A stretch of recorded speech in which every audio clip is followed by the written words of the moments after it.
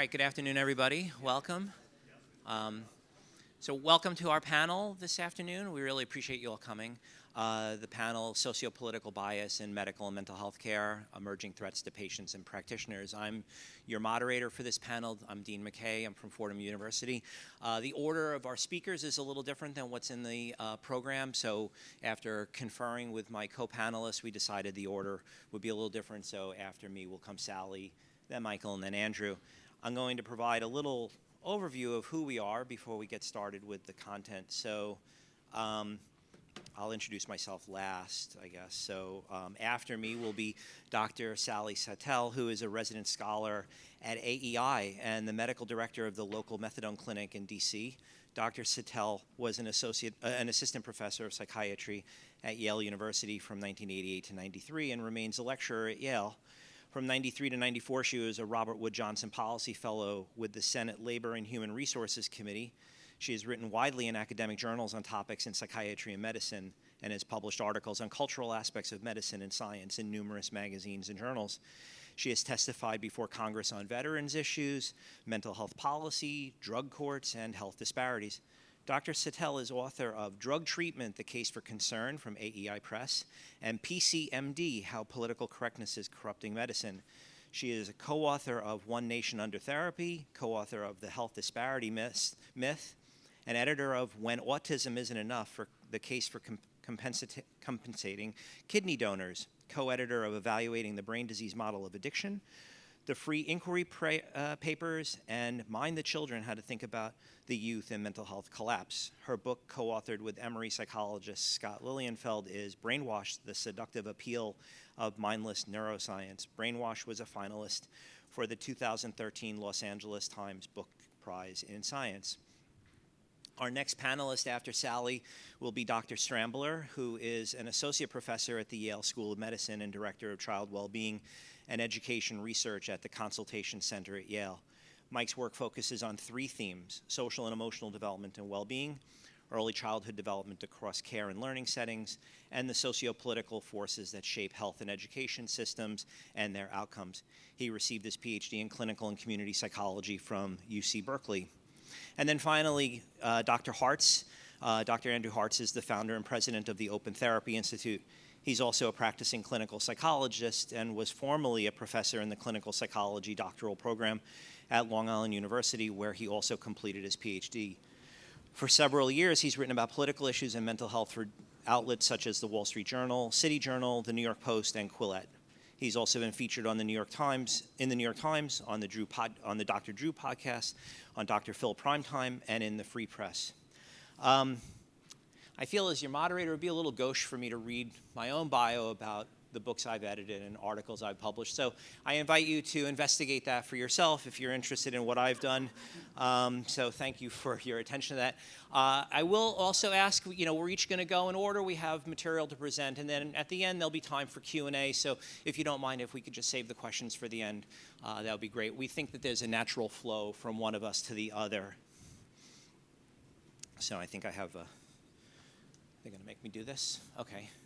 So I'll just give you a little general overview of the panel, and then I'll segue into what I have to say personally. So over the past decade, a lot of surveys have suggested that there's a rapidly increasing level of stress in the general public, and it's partly attributable, at least, to political climate. If you look at, for example, the American Psychological Association every year commissions a survey, Stress in America, and you'll see that year over year, the rate at which the public is endorsing stress has been rising, and they comment on the political forces that, in my opinion, they contribute to.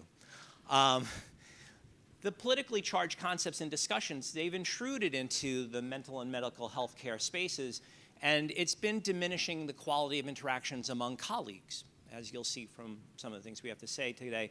And so this panel is going to cover some issues that are broadly germane to this issue.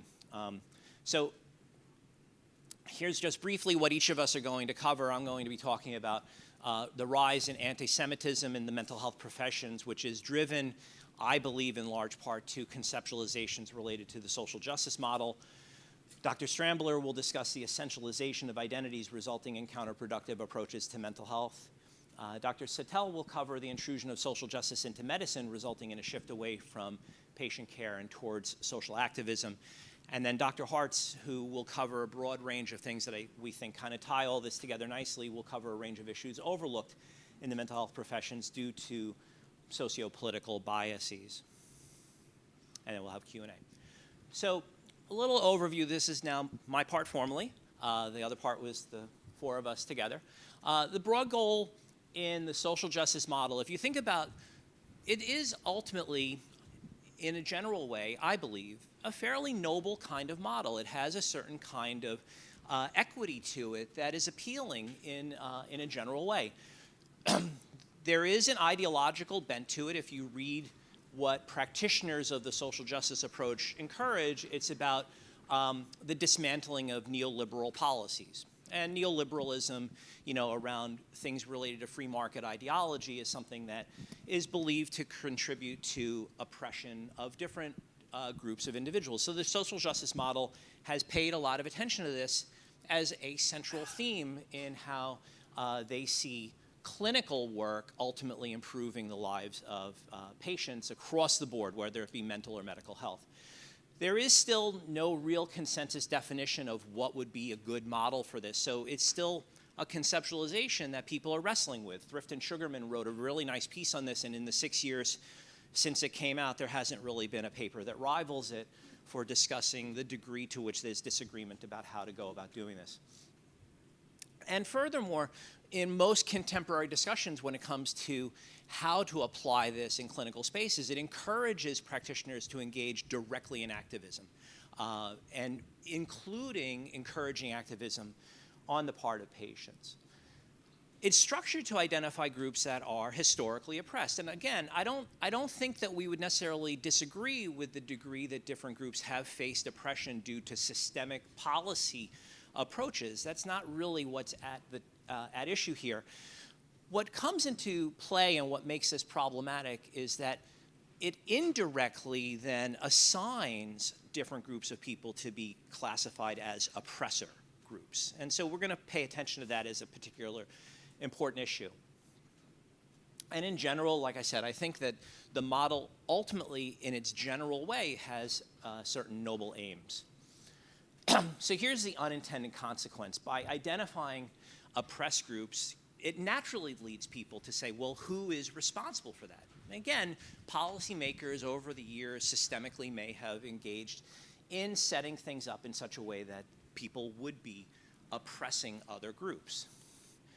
And one of the things that makes this problematic, and here's where it shifts to how anti-Semitism has been arising in here, is that there are these global ideas of political notions of what it is to oppress people through things like colonization. And this is where you'll see this come up a great deal, where if you're saying that a group of people are oppressors, then they may also exist as colonizers. They're displacing people who are naturally indigenous to a region, and in so doing, you're oppressing those individuals. So the problem, it assumes that clinicians and in turn clients can fully appreciate the nuances that go into what it is to be a colonizer and what it is to have been oppressed and what it is to kind of live in a liminal space between those two.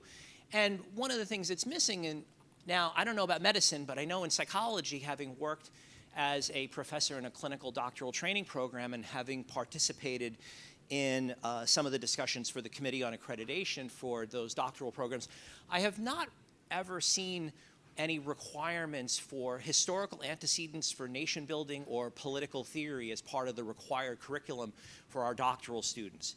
And so in a sense, if you look at the way that it's being undertaken, it's being done in a way that is a direct violation of our ethics around competency. So in identifying oppressors, there's a naturally occurring cognitive reaction that happens, and that is a desire for retribution. If we look at how the United States is structured, this is a retribution-oriented society. I don't think that it's subject to debate. Maybe some people have more of a restorative justice sense of how things might go, and there are some societies that operate from a restorative justice. But if we look at the United States as a general society, we are a retribution-oriented kind of place. And that retribution impulse is an automatic cognition. It's what Kahneman would consider a fast cognition, fast thinking. You don't have to really deliberate over, do I or don't I want to exact retribution over a group that has been assigned the characteristics of oppressor. It happens spontaneously. And recent research from my lab, so we're working on this currently. If I weren't going away, if I weren't at this conference, I'd probably be working on this paper now. Recent research from my lab with White on this co-authored work that we're doing as a bioethicist that I connected with about 1.5 years ago. One of the things is, as one endorses a greater degree of left-wing political ideology, which in the mental health professions, the tilt is to the left, as that gets stronger, the desire for retribution increases dramatically. It's not like a little bit, it's considerable. And add to this what I just mentioned before, if you're encouraging activism, you're kind of fostering a greater sense of this demand for retribution. Activism is a change force that you're trying to go for, which again, I'm not opposed to activism, but we have to think about how to do this in a way that's responsible when it comes to it being introduced in a professional space. The added dimension is that in many mental health networks, and this is where the degrading of professional interactions has been happening, there are these purity tests that happen. So you could check every box. This is the kind of thing that if you check every box as a mental health professional for liberal ideology, but the one you don't check is anti-Zionism, you're Jewish, and you go, no, I'm down with the idea of the state of Israel existing, which, by the way, surveys say around 90% of US Jews support the continued existence of Israel.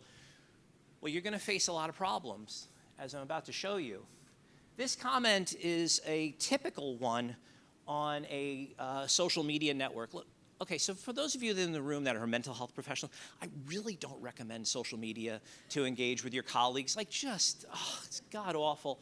But if you wish to go down this ugly rabbit hole, here's an example of something that you might get. So I will tell you, I was the one that posted this. I posted an article about the rise of anti-Semitism in the United States. That's all it was. It was an article, and it was really a plea to my colleagues to really kind of just pay attention to the idea that this is a serious problem. That was it. It was not a comparative issue. It was not with any comment about global political matters. It was not an endorsement of any global policy. It was not like an endorsement of Netanyahu. That's all it was. This person commented, it was one of 300 comments on the post in an hour and a half, by the way, and then the moderators were like, we have to stop this. But you'll see if you can read it. I know it's a little tiny, but I'll read just a little snippet of it. I've never met a group that's been so woe is me than Zionists. Yes, anti-Semitism on the rise. You know what else is severely on the rise? Islamophobia, hatred and violence against trans individuals, hatred and violence against Hispanic/Latin Americans, hatred and violence against Black and African Americans. Zionists like to hold events talking about how Israel should be free to continue a damn genocide and then cry wolf when they have people arguing against them and then call it anti-Semitism. And then she goes on to say how there are so many Jews that are on the forefront to protest hand in hand with other cultures and religions that are adored and respected. Stop talking about anti-Semitism and being hated when you guys are literally creating this division yourself by allowing a genocide to continue and be normalized. Blame Israel and free Palestine. So this was the rant that was provoked by simply posting an article about anti-Semitism in the United States without regard for other global matters. If you look on some of these social media pages, this is repeated over and over again. Somebody posts an article about how therapists are mistreating other therapists, and suddenly a cavalcade of responses follows. So again, I just don't recommend it. It's bad for your health. If you want to see some of these things, contact me. I have a trove of these kinds of comments that I've been saving. So I want to share with you an illustration that I think highlights an issue that we're facing here. So this is a global political issue that I'm going to describe. This is a situation. A rebel group that has a vast network of tunnels. They raid the cities, killing scores of civilians, kidnapping others to the tunnel system. There's a right-wing authoritarian leader who vows to wipe out the rebels. This country receives billions of dollars in aid annually from the US. During the time of the conflict that I'm describing, the US universities have protests. These include Columbia students occupying the main administration building in Hamilton Hall. Harvard also has numerous protests, some of those lasting several days. What country or countries am I describing? Huh? Sounds like Israel, right? No, it's Peru in the 1990s. What? Yeah, Peru in the 1990s. It has all the qualities that should spark protests in the United States. It still, to this day, has a right-wing authoritarian leader who routinely crushes left-wing uprisings, including in March when 49 protesters, left-wing protesters, were killed in a firebombing that was sponsored by the government. It's a different president than in the 90s. And to this day, the United States is giving millions of dollars in aid annually. You don't hear too many BDS movements against Peru, do you? And it's probably pretty rare. If you went to Stamford, Connecticut, where there's a large Peruvian population, you're probably not going to hear about a lot of people facing anti-Peruvian hate. They may face other kinds of prejudices. It's a tough time in this country to be an immigrant from any Latin American country, but you're probably not hearing from students on campuses denouncing Peruvian students who may have come from Lima and who are supportive of the government in a general way existing, right? They're probably, I'm not aware of it ever happening. By the way, raise this comment or this issue with someone that's arguing against the continued existence of Israel, and you will see them banging the table aggressively over it. The protests in Colombia in the 90s, by the way, were not about Peru. They were for demands for them to form a multicultural studies department at Harvard. There were a number of diverse protests that happened during that time, including one over the university deciding to sell a historic decorative rug. That's true in Harvard Crimson, 1996. Okay, why anti-Semitism and mental health? What time I got? Okay. So I lay out what I think is a flow chart that kind of tracks from the social justice models to why this is an issue for Jews in this country in particular, and why Jewish members of this society have been identified as oppressors.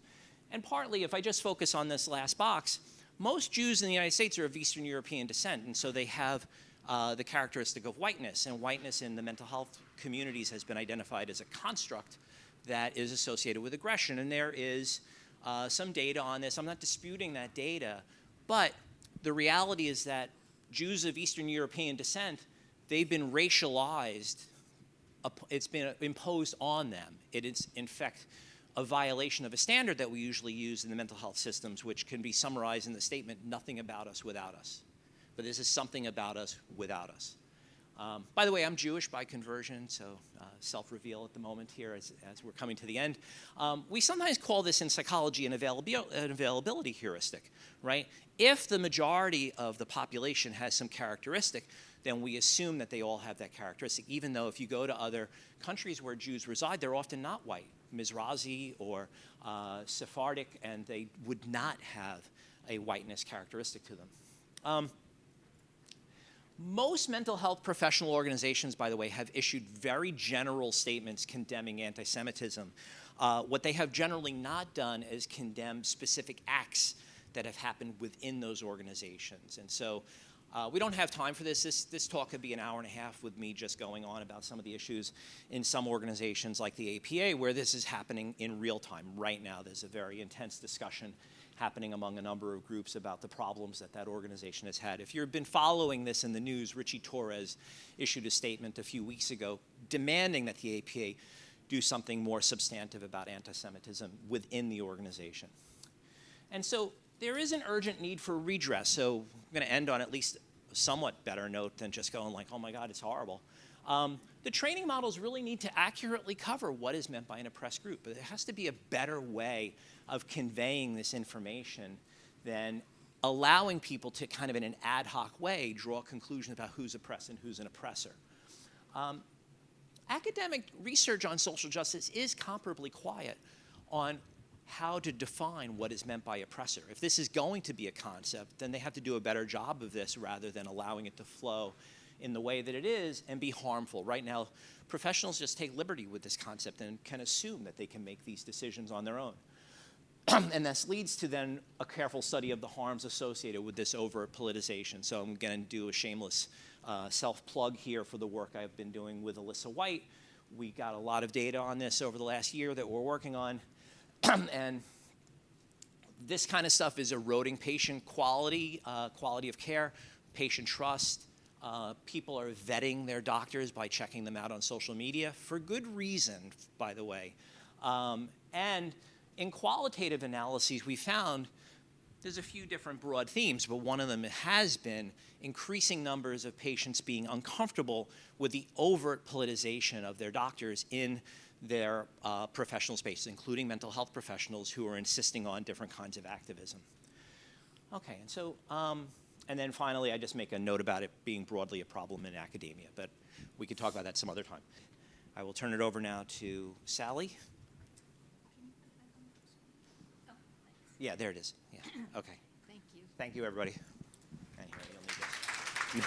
Oh, this doesn't work? Oh, okay. Thank you.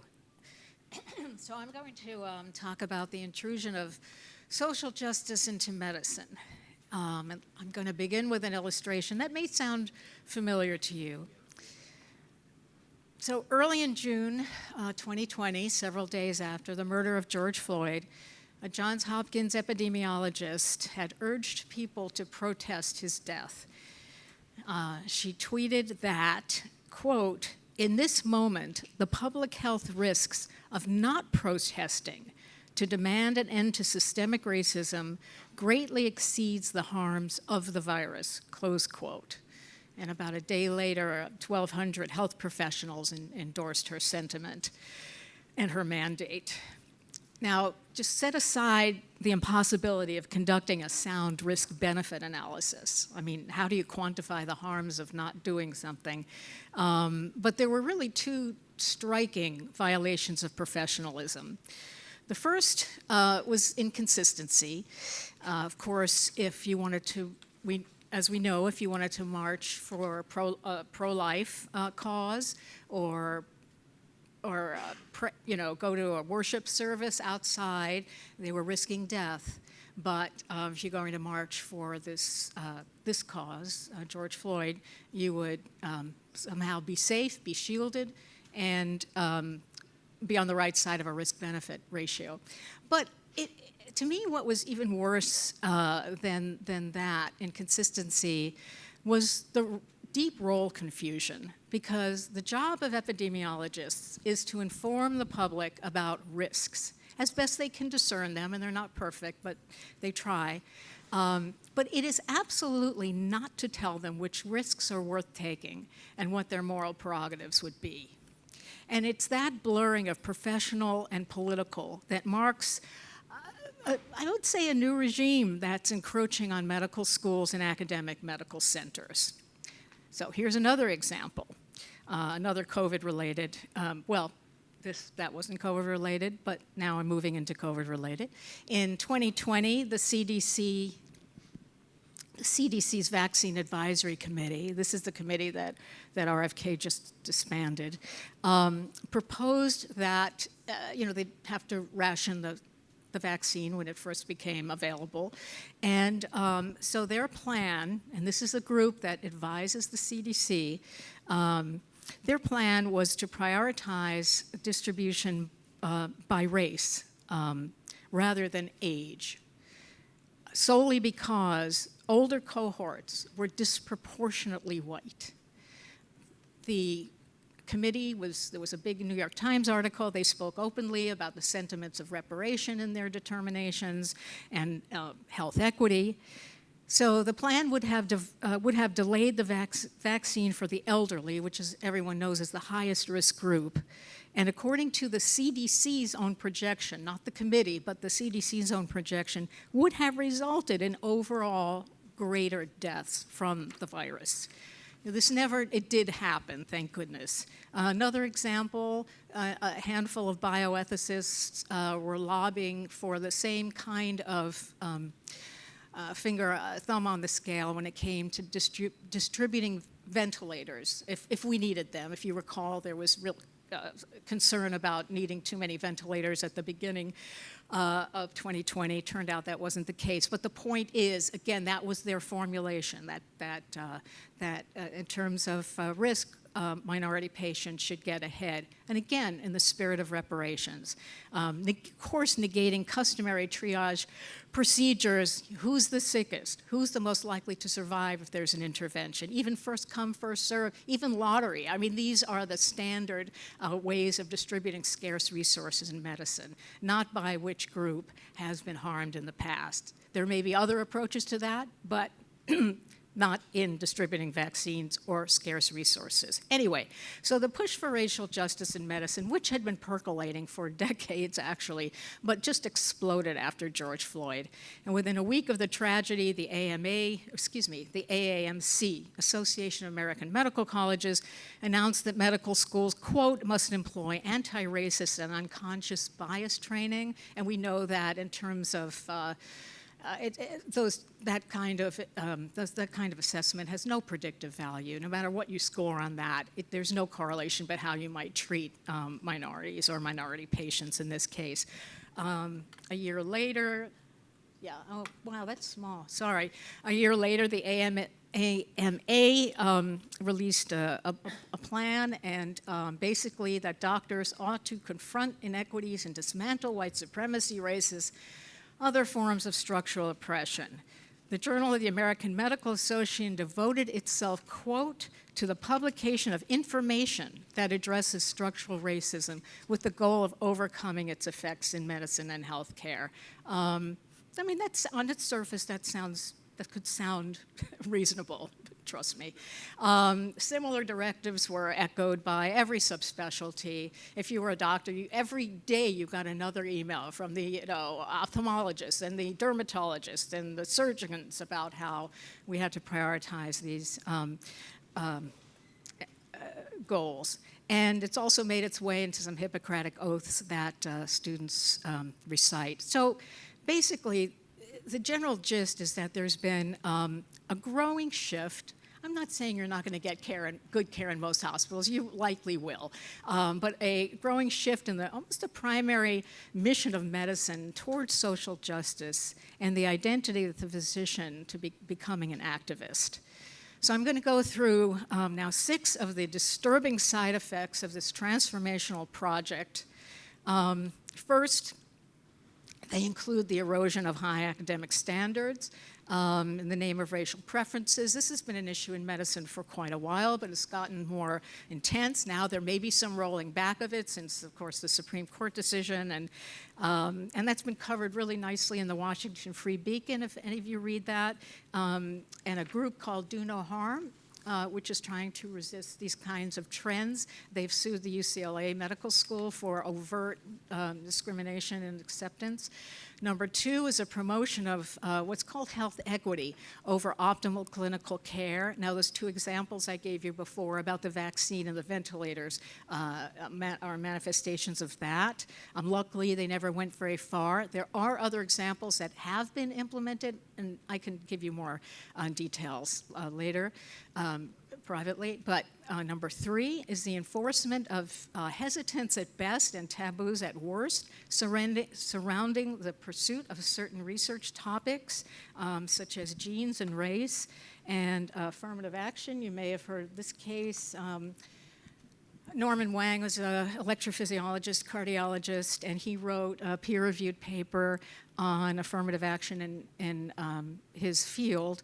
And, very much a cautionary tale in his view, and was a data-heavy paper. And basically, they retracted his paper. He lost his position as the head of the electrophysiology fellowship. He was not allowed to have contact with medical students for a while. He did sue, but he unfortunately lost just again very recently, like 2 weeks ago. This is a very chilling effect, as you can imagine. Number 4 of 6 is a reflexive interpretation of health disparities. Health disparities are differences in access to care and health status between groups, usually racial groups, and this notion that this is inevitably due to systemic racism. And of course, we shouldn't forget that other variables are incredibly important in influencing the course of chronic disease.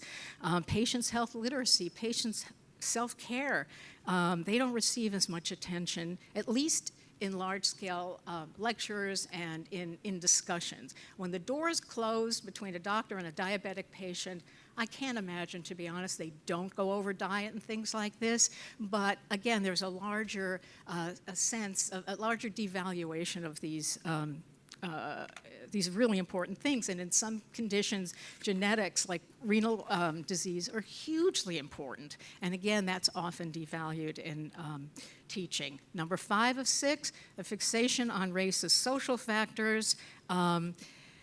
And though they do affect health, I mean, there's no question about that. That's very sure. And when I was a medical student, I don't think we learned enough about that, to be honest. But physicians have neither the expertise nor public mandate to address those things.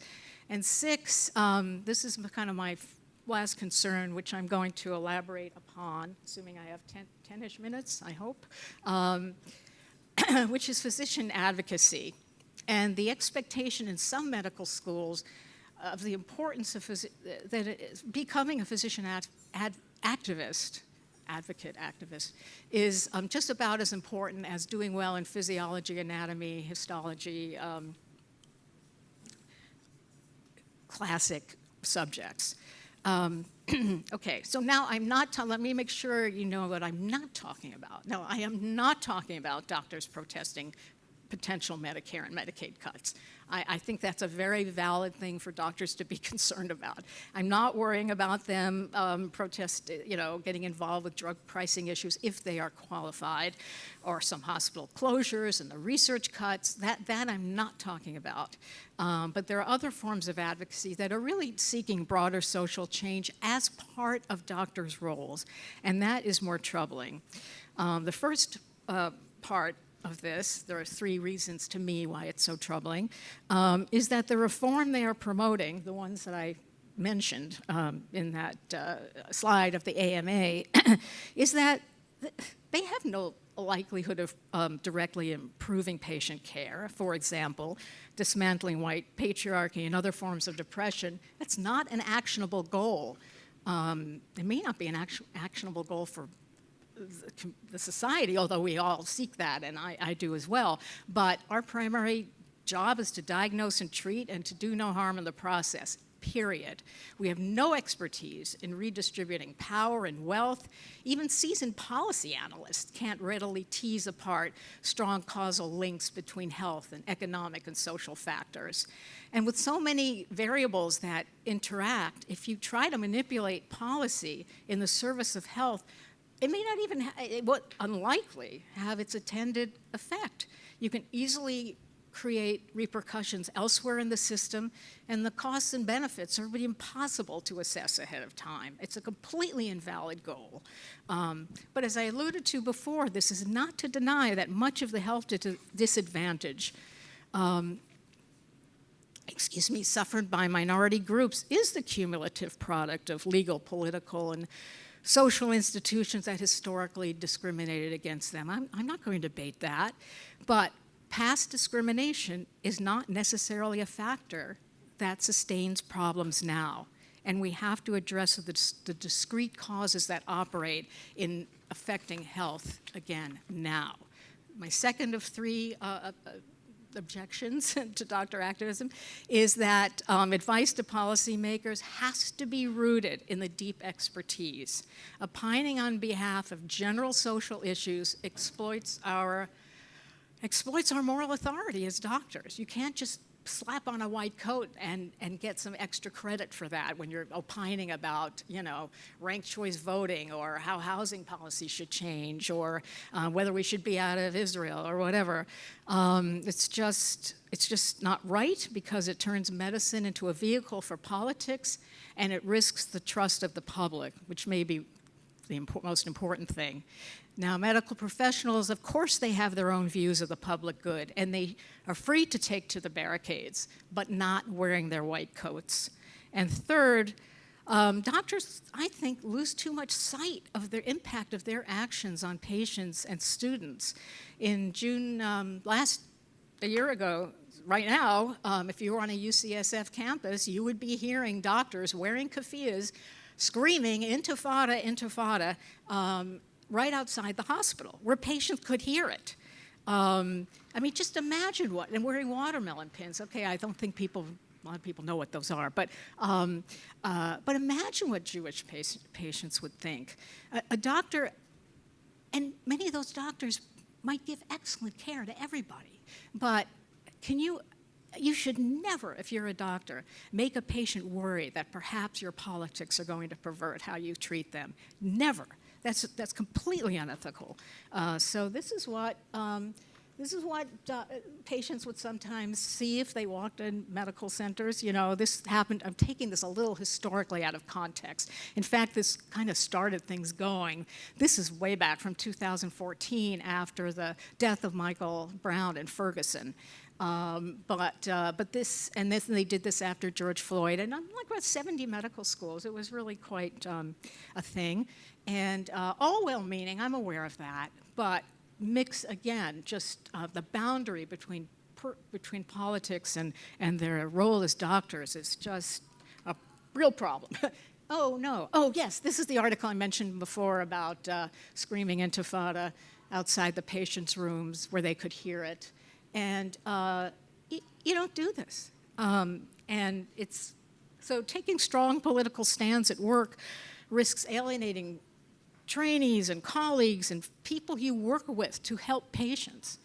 I don't know if anybody watched ER, or what was that called? What was that thing? Oh, PIT. I mean, you could see the way you had to work with colleagues.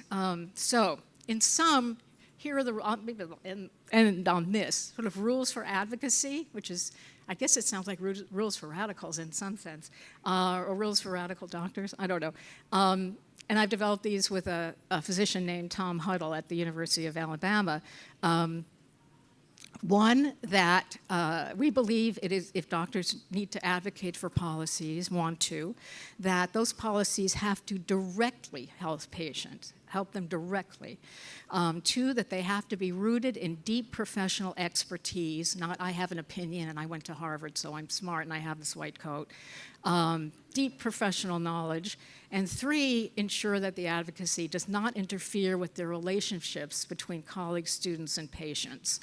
And those who fail to do that, I diagnose as indoctrinologists. This is just a list of everything I said. Now, there's no polling data to my knowledge, and I'd love to have some, because I'm still convinced that more seasoned clinicians are not happy about this, and I know a lot of them have stopped doing discretionary teaching because it's so easy to just step on a microaggressive landmine and then you're in trouble. And I can't tell you, my own doctor that I see, we kind of have fun. He's at Johns Hopkins, and every time I come, he regales me with another story about how he got called into the dean's office for just having, a very legitimate difference of opinion with colleagues about sometimes hiring and other things. So it's still a very tense, we can talk about this more later, but I don't see this, our realm as being something that's shifting, maybe as we see the case more generally. But the more junior folks in the profession are much more sympathetic. Again, I don't know how many, I don't know what percentage. I'd love to see some data on that. So I'll close by saying I realize I painted a very worrisome picture. I consider it an experiment, how it really will affect our actual treatment. We've seen it with trans care for sure, and we've seen it more in psychotherapy that you've already heard about and you're going to hear more about. In medicine, it's worrisome, and a number of us in this room are following it very closely. Have some thoughts about maybe what we can do, but we'll talk about that later. Thank you so much. Hi, folks. So I'm going to just jump right into it. I'm going to talk about two themes that I think are problematic for psychology, psychotherapy, and other aspects of mental health.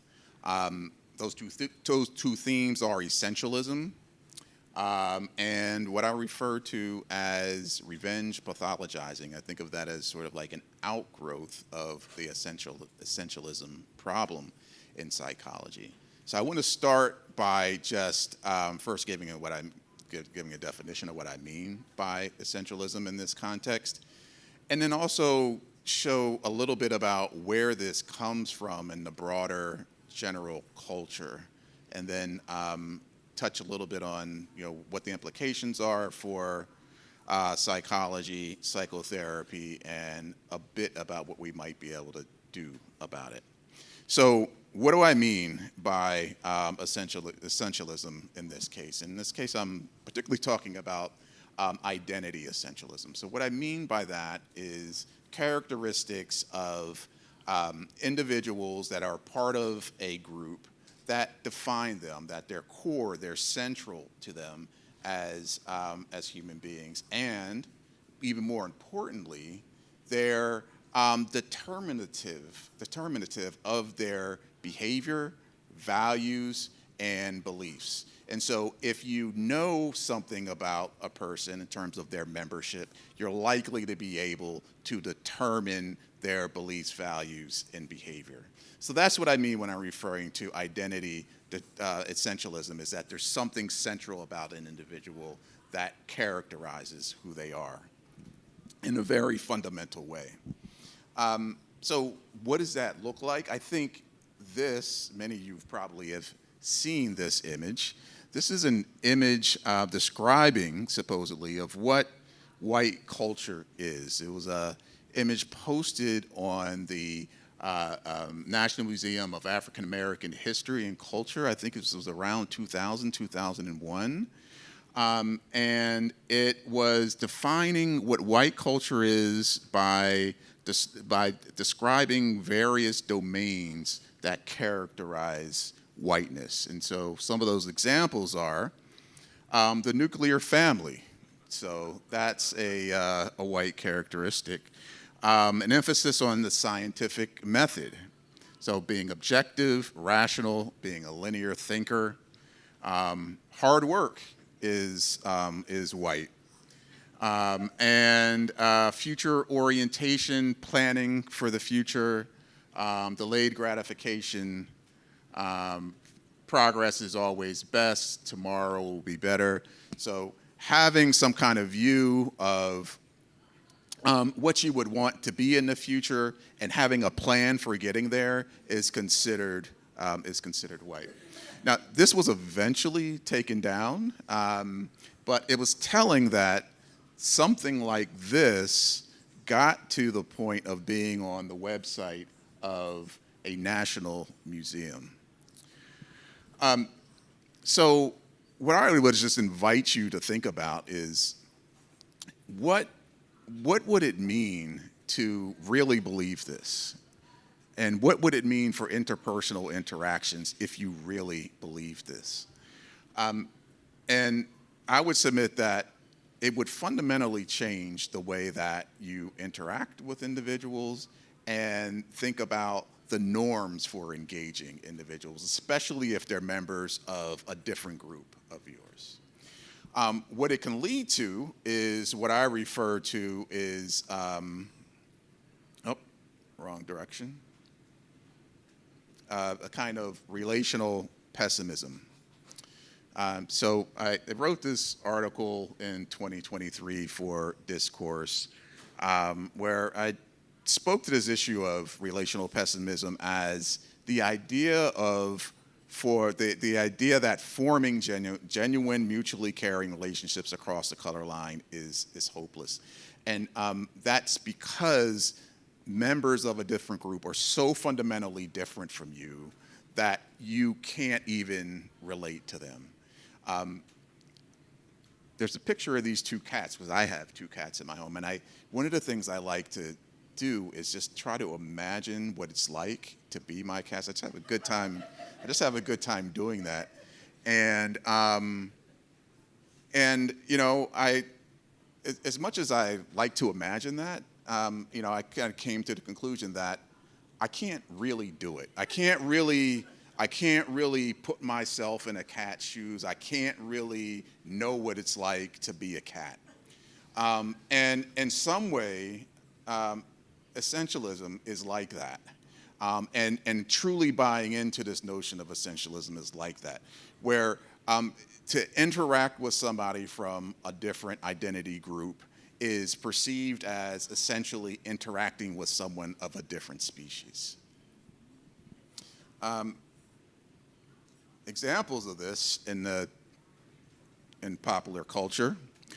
Ta-Nehisi Coates, very prolific writer, intellectual, highly influential.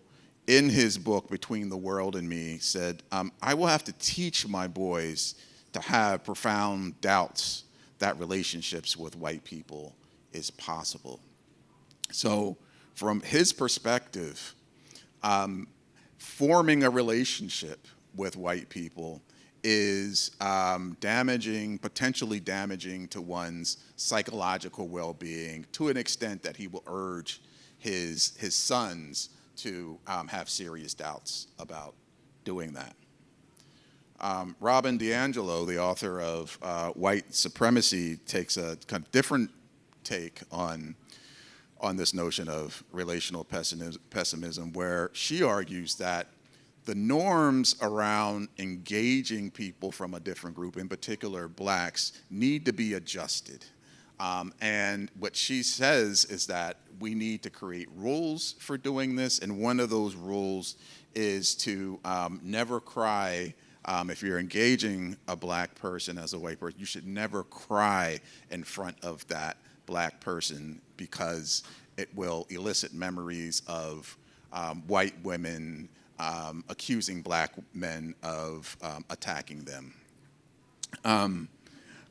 So Sally, just take note of that in our in our never cry in front of me. So this has been demonstrated across other media venues as well. This is an article expressing this kind of pessimism. Can my children be friends with white people? Where the author states, I will have to discuss with my boys whether they can truly be friends with white people. Books as well. This is a book, Why I No Longer Am Talking to White People About Race. Afro-pessimism. The name pessimism is actually in the title of that book. And then there are expressions that go beyond just pessimism to a sense of almost fatalism.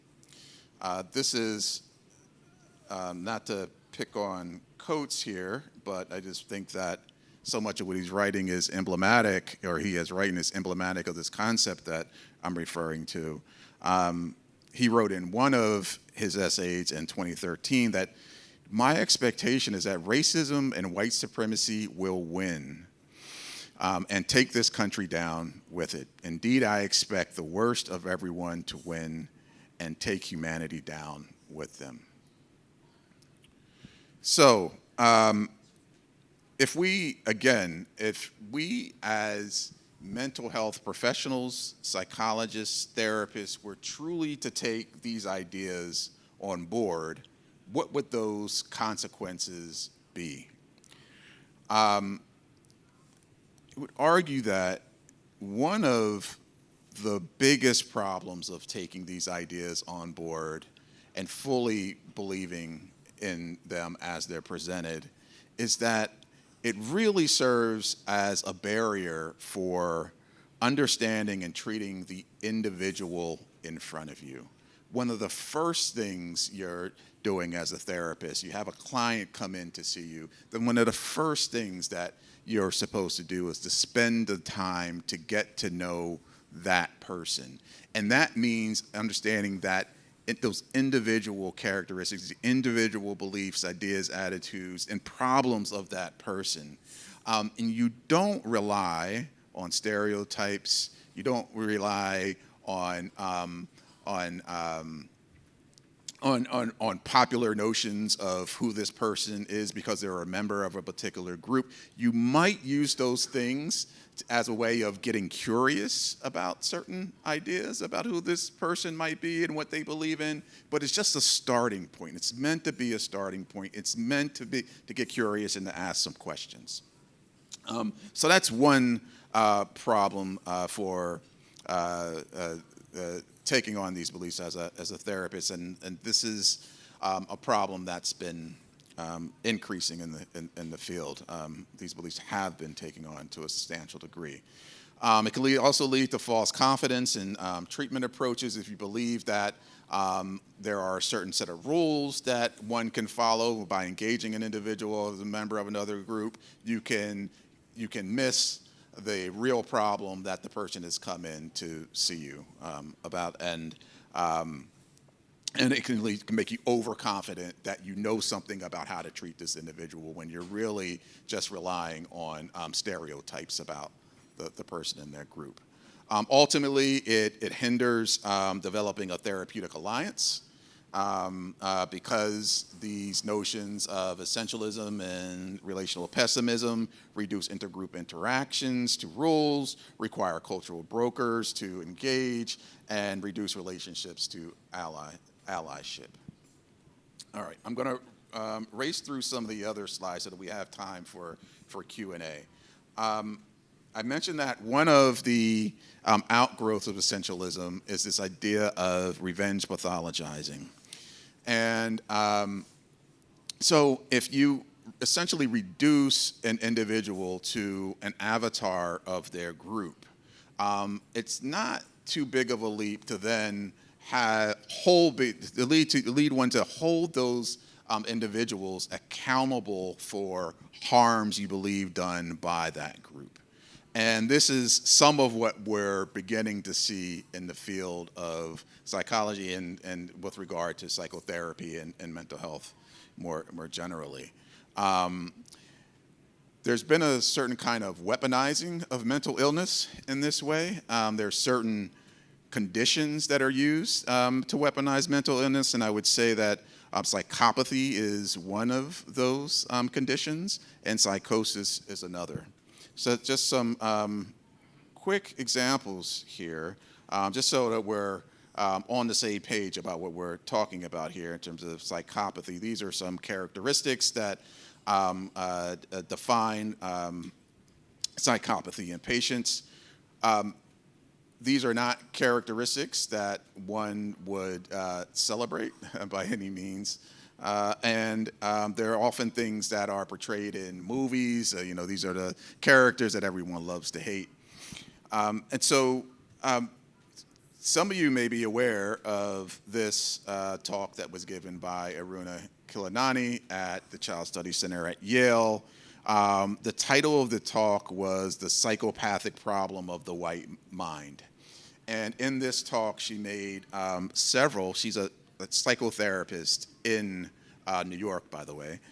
These were some of the claims that she made, or some of the statements that she made. She had fantasies of killing white people. The cost of talking to white people at all is the cost of your life. It'll suck you dry. There are no good apples out there. I systematically, she white ghosted, she said, a lot of her friends and some of her BIPOC friends as well, who snuck into her crew. So this was a talk given at a top-tier university expressing this kind of revenge pathologizing I was referring to.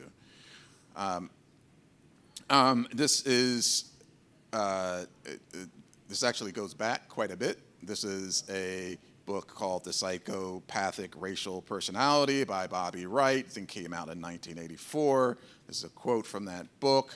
I'm going to keep going for the sake of time here. This is another example. I mentioned psychosis as another condition that is often used as a form of revenge pathologizing. And more recently, even in a Scientific Journal. This is an article by Donald Moss where he describes whiteness as a parasitic condition. All right, quickly on consequences of this. One, it distorts and further stigmatizes popular understandings of mental illness. So we already have a problem with stigmatizing of mental illness. This is a way of, rather than reducing mental illness, is actually turning it around and using it as a way of attacking others who you believe have harmed you. So it's furthering the stigmatization of mental illness. It encourages the kind of activism and psychotherapy that Dean talked about. Clients, therapists, they're feeling like they need to call out racism, for example, and all other forms of bigotry, and do something about it within the therapy session itself. Ultimately, it can lead to rejecting rejecting or overlooking the treatment of dominant groups, not just whites, but any other group that's considered an oppressor or a group that is not marginalized. I think I will pass it on to Andrew now, because I have some ideas about responding, but maybe we'll leave those for Q&A.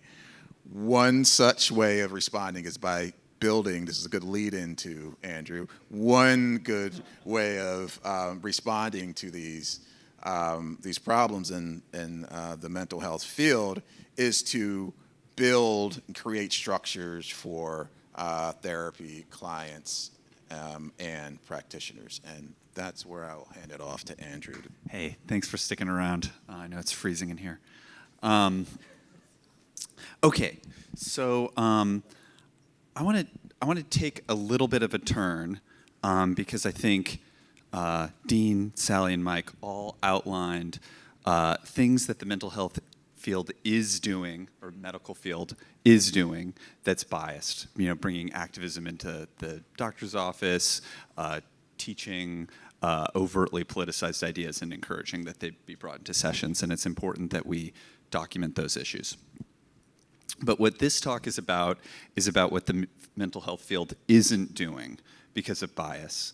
And I think this is a broader turn. I hope that everything in Heterodox Academy takes this to heart. I think we want to start looking away just from the activists in our disciplines that might be causing trouble and really think more broadly about bias. What are we missing because of bias? What's getting ignored, overlooked? What are the taboos? What are the blind spots? So politics are really impacting people, and I think they're really impacting people's mental health. You can think about families that get torn apart, divorces that happen, people quit their jobs, they move across the country, they lose friendships. These are really, really impacting people's lives, and it makes sense that they would also impact their mental health. Politicization has occurred in most professions, not just mental health and academia, but in law and finance and the arts. Political issues broadly tend to be things that people feel incredibly strongly about and also have a really hard time talking about. They get really dysregulated. They have a hard time holding it together. That's exactly the type of thing that you would think would lead to mental illness. In another era, maybe that's trauma, or other things that people have a hard time talking about, grief or anger. But politics is one of those types of issues. So I think it's very likely contributing to cognitive distortions, interpersonal problems, emotion dysregulation, defense mechanisms, and even symptoms. And a lot of this is these are not topics that are very heavily researched or discussed in the field. And at the same time, so we kind of have a few different trends happening at the same time. One is these professions are getting incredibly politicized at the same time that patients are incredibly impacted by these issues. And these issues are likely, they tend to be issues that therapists handle very poorly, because therapists are just as dysregulated about these as anybody else. So the treatment is very poor, and there's often no training or research on them. So it's kind of a perfect storm of issues leading to bad care. I do want to acknowledge that I think that even if you had good training and the best of intentions, they tend to be really, really difficult topics to treat. If somebody is incredibly dysregulated or angry or anxious or depressed related to a political issue, they tend to be really hard to challenge and to bring people towards a more moderate stance, even if that's going to reduce symptoms. People are incredibly resistant to those types of interventions. So this is a slide from the Open Therapy Institute, but I think I want to just highlight all the different types of issues that tend to be ignored in mental health care. Self-censorship. People who are, how does self-censorship impact symptoms? If you're at a college campus and you never share what you think or feel and lie about your beliefs and are socially isolated from it, I'd expect it to potentially be a risk factor for mental illness and to be a really relevant topic to discuss in therapy. If you're canceled, if you lose a job, you lose friends, you're publicly shamed, that's an issue that you would expect would impact mental health. Obviously, masculinity issues, couples, relationships, families. I won't go into all of these. I tend to think of them as like blood pressure issues. Any issue that like raises people's blood pressure to talk about is something that I think is really, really relevant in a mental health context. So like abortion, guns, religion, anything that people don't like talking about because it's too tense, that's an indication to me that it's like emotionally and psychologically very relevant and likely impacting people. And people talk about these issues a lot in therapy. So I'm just going to give a couple quick examples, mindful of time. But one is like mental health with gun owners. So people who own guns often have an incredible distrust of the mental health professions. Guns are really pathologized. If you own a gun, you're compensating for something. A lot of therapists don't know anything about guns, and a lot of patients who own guns are worried about red flag laws or being reported or having their guns taken away and things like that. Another issue would be abortion. Abortions tend to be incredibly emotionally charged experiences for people that have a lot of idiosyncratic significance. And a lot of the public narratives about abortion are very simplistic and one-sided and reductionistic. So all the details of that experience often get buried in these really shallow narratives. But that doesn't mean they're not impacting people and that they don't shape their lives and aren't relevant topics for psychotherapy. Another topic would be family members of people who transition. If you have a sibling who changes their gender, changes their name, it can feel like a loss of a family member. You could have concerns about what their motivations were, what their treatment was like. Maybe you have religious views on the issue. All things that could be incredibly fraught and challenging and relevant topics for psychotherapy. So this is just to give a sense of dozens and dozens of issues in lots of different topic areas that are related to sociopolitical issues that are impacting that are impacting mental health. And each one of these issues has different subpopulations. There's questions about what's the etiology, what contributes to these problems, what do people experience when they have these problems, what treatment interventions are helpful for these populations, what socially contributes to the problem, what are there larger sociocultural interventions that could help with the problem. And each of those could be understood from different theoretical orientations. And we need theoretical papers and case studies and empirical studies. So just to say, I think there's really an enormous amount of literature that's needed to be developed on all these issues, and there's very little on most of them. I'm going to skip that. So I'll go, I think, just to wrap up, so we have some time for Q&A. I think what we need basically in mental health, but also I'm assuming this is true in everybody else's discipline, is a new research program that's focused on documenting what are all the different issues in our respective fields that are not being adequately addressed because of sociopolitical bias. And I think that this is a fundamentally fascinating but also really impactful research program that could not just help us like learn more about all of these topics that we're overlooking, but actually help us rebalance really decades of bias in these institutions and build new faculty and new institutions that can correct this bias. So I know I focus mostly on mental health, but I'm really hoping that this is a model that can be exported and used in other disciplines as well. So thank you.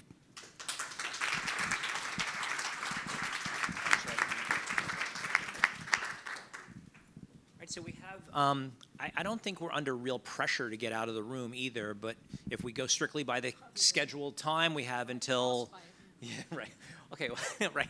But we have until 5:40, so we have about, 10 or 11 minutes now formally for questions, but I think the four of us are happy to stick around. Sally maybe not because she's too cold. So we're happy to hear from you guys. Yes, in the back. Yes, sir.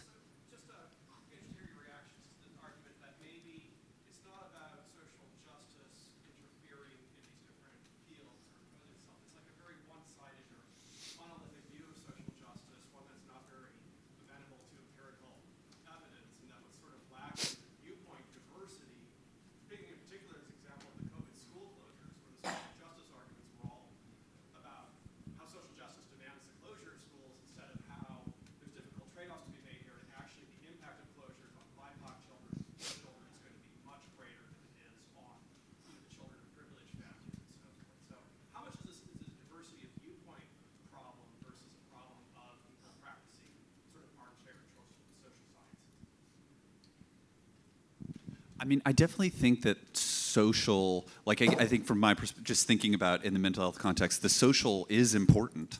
Like, I mean, I like obviously that's what I'm arguing in my talk. But yeah, I think if it's done from too narrow of a one-sided perspective where there's these rigid dogmas, I think that's when, and that doesn't respect alternative viewpoints, I think that's when things get thrown out of whack. But I don't think that it's that you can't ever talk about or write about or think about social issues and how they impact patients. I do think that there is an issue of viewpoint diversity. Yes, I think should the field of psychology be focused on social justice? I think there's a role for that depending on how you define social justice, but the narratives of today are dominated by the current conceptualizations of social justice that have to do with identity characteristics over anything else, and identity politics. So I do think that part of the solution is to diversify viewpoints and thinking, both in the literature and in academic settings. If I could add just one more note on this, the lack of that diversity, it came at the expense of inadequate theory development and then testing the degree that different things that have been introduced as therapeutic elements actually have benefit and are not harmful. The mental health professions have a certain kind of arrogance, frankly, that assumes that the worst that's going to happen is it will have no bad outcome, rather than recognizing the fact that there are plenty of things that we might do that could be harmful. And that inadequacy has led to these kind of problems. And then the one last note, and I'm sorry to take up so much time, but it's a much richer question than maybe you even anticipated. Many practitioners that I've encountered are just so brimming with political anxiety, and they are frustrated by the fact that they have to work full-time rather than be full-time activists. And I cannot get past this in my daily life, that they just are like, I have to do something, goddammit. And it's like, yeah, do something on your own time. You're actually working now. This is an occupational hazard. You have to treat people. All right, anyway, so that's it. Thank you. Yes. Yeah, Lisa, right? Yeah. Yeah. Well, you started to answer the question, but I'd like a little more about how you all account for the enthusiastic / rabid participation by the average clinician in this ideology, and not Ta-Nehisi Coates or Robin DiAngelo, who profited off that, but just the everyday therapist taking insurance who is probably all for this, why? Well, I was just going to say that. It has to do with politics. I mean, one's politics, which are overwhelmingly left to progressive in mental health and to an extent in medicine as well. And the fact that, well, then there are very few, I mean, men are almost, they're not so much partly driven out maybe because they feel it's a somewhat, at least in training, a hostile environment, but it's not appealing. It becomes, now it's a feminized profession.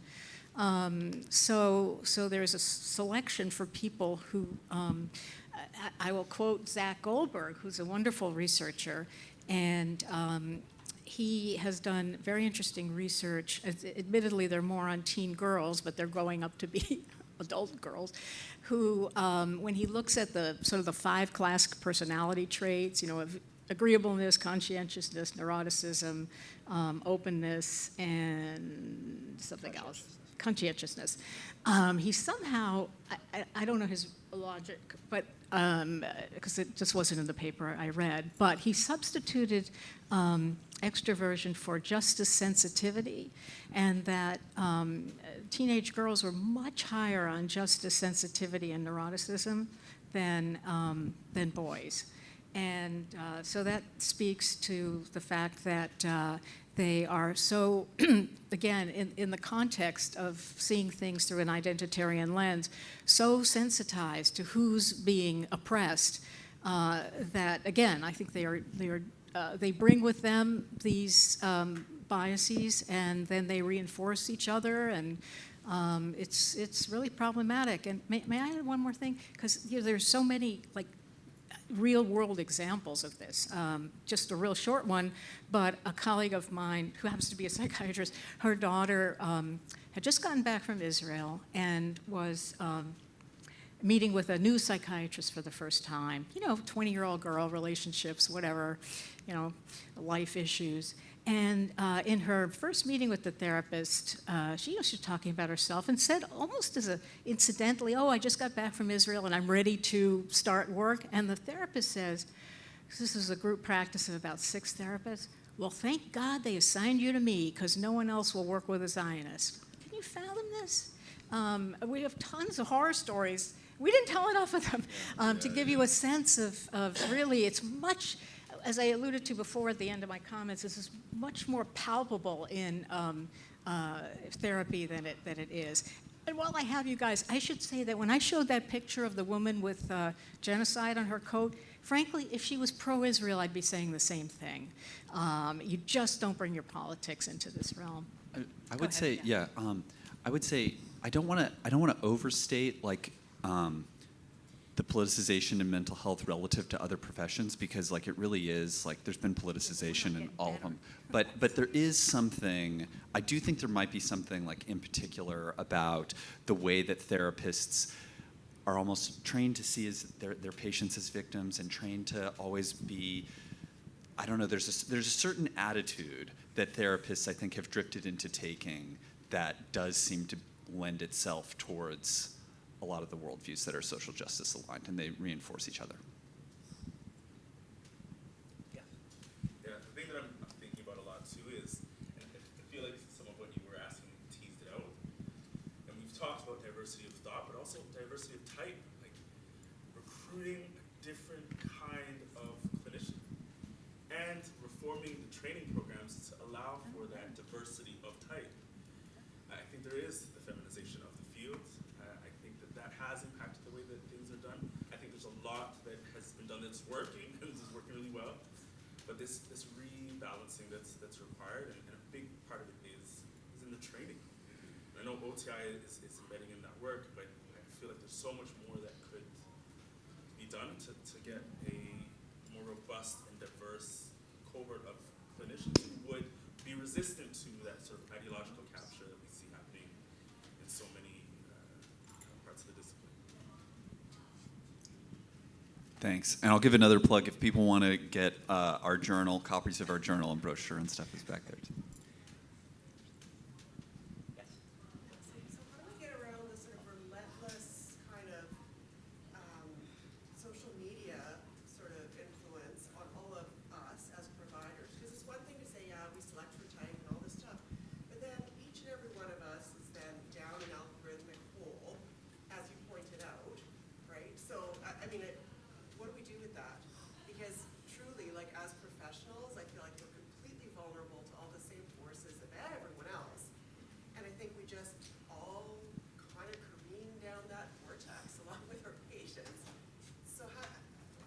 It's so shocking to me how few people can make the strongest argument on each side for issues.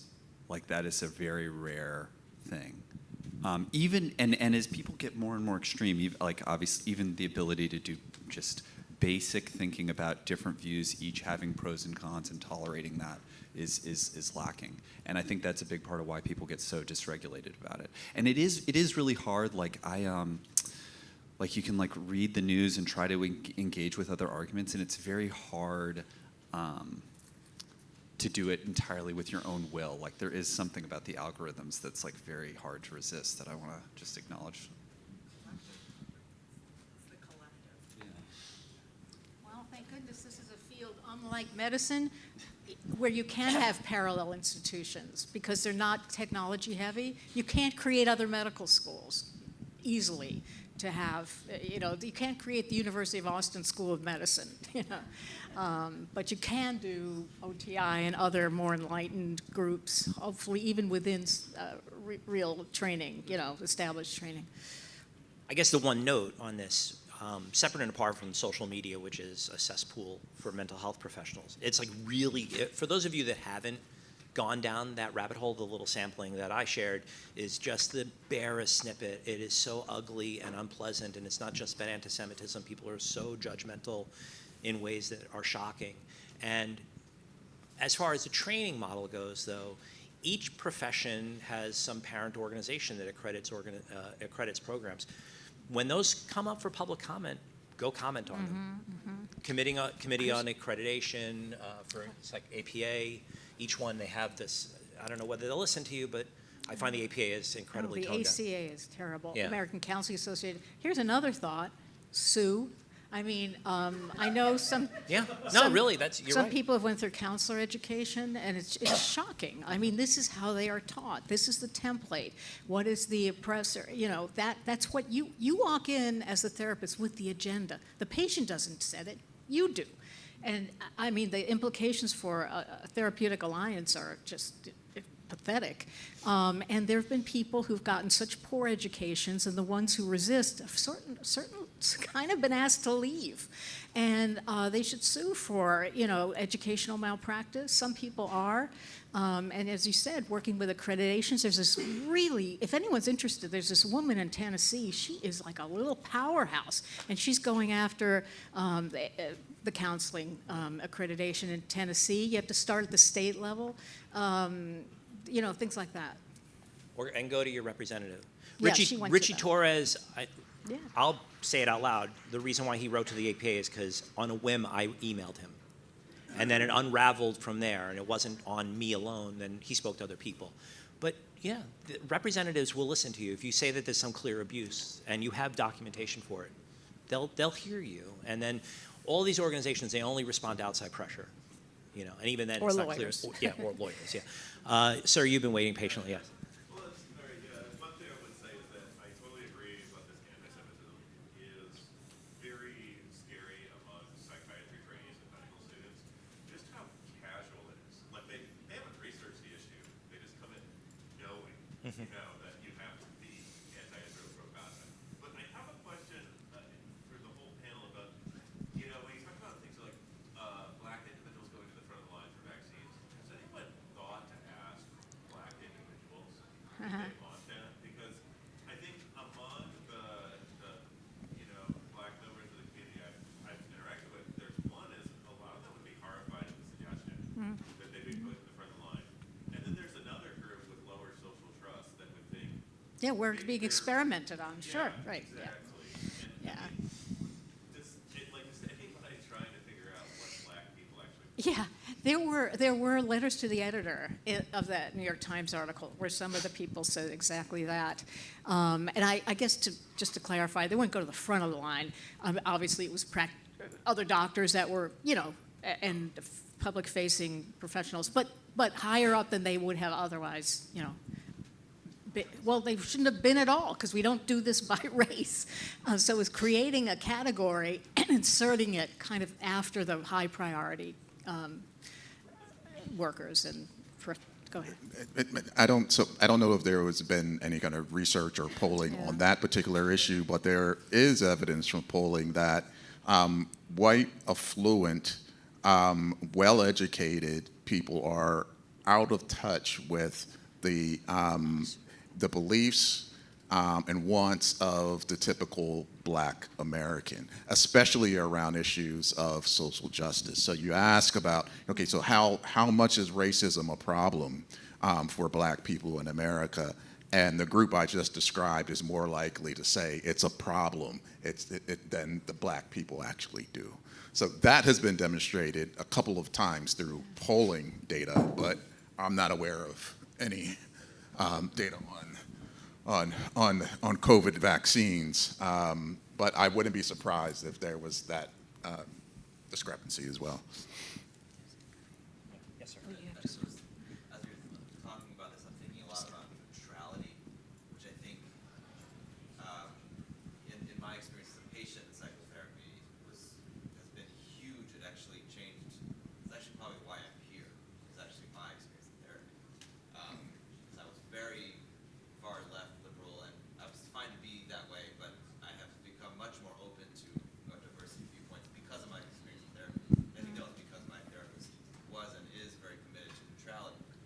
But I think a lot about that because I think neutrality is very fraught, and for some reason, and there's some good reason for that, because in the past, not too long ago, I think the neutrality that was sort of accepted, if we looked at it now, we'd be like, well, that neutrality was racist and biased in maybe not all across the board, but in many, many ways that we would now find unacceptable, especially towards ethnic and racial minorities. So how do we talk about, and now it seems to be, maybe you could say, to simplify it a little bit, it's kind of maybe going too far in the other direction. How do we talk about neutrality in a productive way?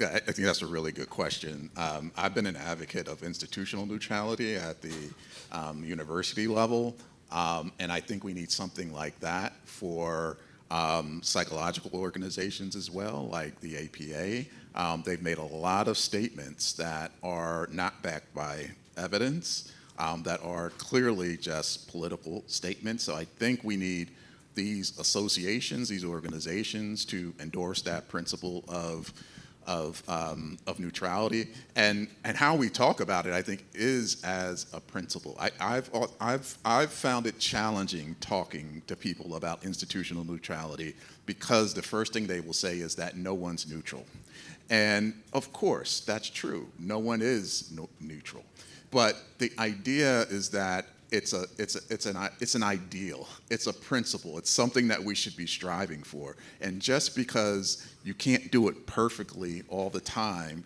doesn't mean you throw it out as a general principle that guides your behavior. The aim is to be as neutral as possible, just like other principles we have about nonviolence and so on. We'll never have a world that's nonviolent, but it doesn't mean we should stop striving for it. I agree. I 100% agree with what Mike's saying as it's an ideal. I think in psychotherapy, the biggest misconception that I see is that to be neutral on socio-political issues is to avoid them. And they don't ask about them, they don't follow up with them, they turn flat and disengage, and they don't know anything about them. And so I really think, I encounter therapists all the time who are like, oh, not an issue for me, I never ask about it. And I never talk about it, and when it comes up, I shut down. And that's like, so I think that neutrality does involve being patient-centered and empathically connected, and knowing something about how different values and views impact people's lives. By the way, it's not restricted to politics. Mental health professionals that I've encountered over the years have been incapable of talking about a lot of things that are part of ordinary human behavior. Asking about sex. When in your life have you heard of a mental health professional say, I don't ask about sex? What happened to the stereotype? We lost that? What's wrong with people that they can't talk about these things with their clients? I thought this is the talking profession where we're able to engage with our clients about their lives in a space where they feel comfortable doing so. So this issue is so broad because people think like I'm going to step on some landmine if I ask about a whole host of different. I'm amazed that therapists aren't just mute, frankly. But anyway, you see that I'm a critic, and I have a lot more to say. If you want more jaded opinions, ask me later. Join us for dinner. Yeah, maybe we'll do one more. You have one more, right? Yes. Okay. Sorry. There's like I'm blocked here with the podium. I didn't want to be missing from it. Just as far as solutions, so when the trans issue exploded, and it seemed like every therapist in the world was affirming, it was clear, like I was kind of following it closely, that the pioneer therapists who were like, I'm not going to be affirming, could not, they had so many people asking them for references. They were like, I know, they were kind of like scouring America looking for non-affirming therapists to keep up with demand. There's many, many, many parents who were looking for this kind of therapist, which you could say that might be the neutral, take on that kind of therapy. So I think, one thing is to really make it known that there's a demand. There's normies out there who are like dying for these kinds of therapists. I think that was a really good example of where we could see that there was this huge demand for neutrality, and that's almost a kind of a nice shining example to show that that population is really willing to be your customer. Yeah, it's so shocking that most therapists are afraid to speak out on an issue like transgender care because they think it's going to ruin their practice. And I still think the opposite is true, that if people actually speak from a good evidence-based perspective, they can grow their practice. But it hasn't lined up that way for a lot of people. Well, thank you so much, everybody. We really enjoyed speaking with you.